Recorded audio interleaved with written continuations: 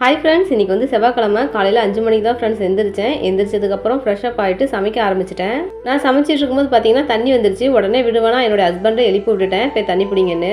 இன்றைக்கி கொஞ்சம் டைம் ஆனதுனால கொஞ்சம் பரபரப்பாக செய்கிற மாதிரி ஆயிடுச்சு. ஃபஸ்ட்டு லஞ்சுக்கு வந்து சாப்பாடு, குழம்பு, பொரியல்னு செஞ்சு முடிச்சிட்டேன். அதுக்கப்புறம் வந்து சப்பாத்தி செய்யலான்னு ஆரம்பிச்சிட்டேன். சப்பாத்தி சுட்டதுக்கப்புறம் அதை வந்து ரோல் பண்ணி சின்ன சின்னதாக கட் பண்ண ஆரம்பிச்சிட்டேன்.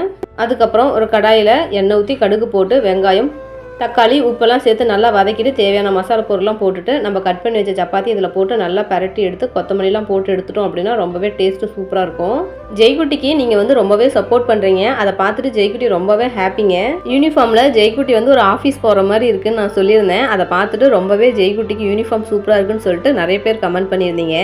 யூடியூப் மூலிமா உனக்கு நிறைய அத்தை, மாமா, சித்தி, சித்தப்பா, பெரியப்பா, பெரியம்மா, அக்கா, அண்ணா, தம்பி, தங்கச்சின்னு நிறைய உறவுகள் உனக்கு கிடைச்சிருக்காங்க நான் சொல்லியிருக்கேன். எப்பயுமே அவனுக்கு ஒரு பெஸ்ட் உறவாக நீங்கள் இருக்கணும்னு ஆசைப்பட்றேன்.